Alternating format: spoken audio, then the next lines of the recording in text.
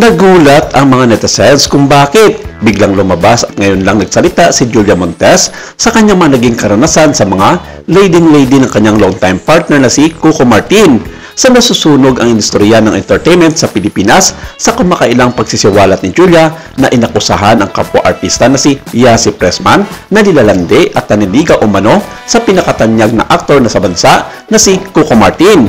Ang hindi inaasahang pag-aangkin na ito ay pumukaw ng malawakang atensyon na nagdulot ng matinding debate sa mga platform ng social media, mga saksakan ng balita at mga komunidad ng tagahanga lalong-lalo na ng mga marisol ng bayan. Sa komprehensibong ulat na ito, binubuksan namin ang mga detalye na kapalibot sa kontrobersiyang ito, sinisiyasat ang mga background at relasyon ng mga personalidad na sangkot, sinusuri ang mga reaksyon ng publiko at industriya, at tinutuklasan ang mas malawak na implikasyon para sa kultura ng celebrity sa Pilipinas, mula sa dynamics ng mga relasyon sa showbiz hanggang sa lumalagong impluensya ng social media sa public perception. Ang artikulong ito ay naglalahad ng isang nuance na larawan ng isang kwento na nakakabiyag ng milyong-milyong mga tagahanga. Nagsimula ang kontrobersiya sa isang kaswal na panayam kung saan si Julia Montes nang tanungin tungkol sa mga relasyon sa pagtatrabaho sa loob ng industriya ay gumawa ng isang misteryoso ngunit nakatutok na payag tungkol kay Yasi Pressman na pagtatawid sa mga profesional langganan kay Coco Martin. Ipinahiwatig niya na ang pag-ugali ni Yasi at higit pa sa palakaibigan at iminungkahi na lumika ito ng kakulangan sa ginhawa sa mga kasamahan. Bagamat pinipigilan ni Julia na pangalanan ang mga detalye o gumamit ng tahasang mga akusasyon, ang kanyang tono at pagpili ng mga salita ay sapat na upang pumukaw ng mga alingaungaw at haka-haka. Mabilis na kinuha ng entertainment press ang mga komento at ang mga fan forum ay sumabog sa mga teorya tungkol sa likas na katangian ng mga relasyon sa pagitan ng trio. Sa showbiz, ang pagkakaiba sa pagitan ng profesional na pakikipagkaibigan at mga personal na relasyon ay maaaring maging mahirap. Ang industriya ng entertainment ay umuunlad sa mga pakikipagtulungan kung saan ang mga aktor ay madalas na gumugugol ng mahabang oras sa magkasama kung minsan ay nagkakaroon ng malapit na ugnayan. Pinilit ng payag ni Julia ang mga tagahanga at tagaloob ng tanungin kung saan ang linya sa pagitan ng inosenteng pagkakaibigan, pang-aakit at hindi naangkop na pag-uugali. Ang kalabuan na ito ay nasa gitna ng kontrobersiya na may mga opinyon na nahati kung ang mga aksyon ni Yasi Pressman ay hindi nakakapinsala o lumampas sa mga etikal na mga limits. Ang reaksyon ng publiko ay agaran at polarizing.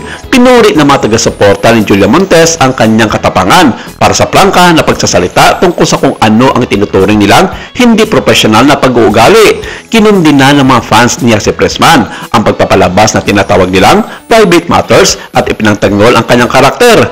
Karamihan sa mga tagasunod ni Coco Martin ay nagpayag ng pagkabigo at sa kontrobersiya, umaasa sa privacy at kapayapaan. Ang mga hashtag na naugnay sa kontrobersiya ay nagtrend sa Twitter at sa Facebook sa loob ng ilang araw, habang ang YouTube at TikTok ay nagtatampok ng mga reaction video at mga detalyadong breakdown. Noong October 12, nagpost si Yasi Pressman ng maingat na ginawang mensahe na nagsasabing, "I value my professionalism and respect all my colleagues. Any rumors or insinuation about my conduct with anyone are unfounded. Let's remember to respect privacy and focus on the work that we all love." Pero ibinahagi nito na hindi raw talaga siya ang punterya ni Julia Montes sa isyong ito at ginawa lamang siyang basihan at tinimbawa sa mga nangyayari sa kasalukuyang estado ng Batang Quiapo kung saan ang ladies na ngayon ni Coco Martin ay si Maris Racal.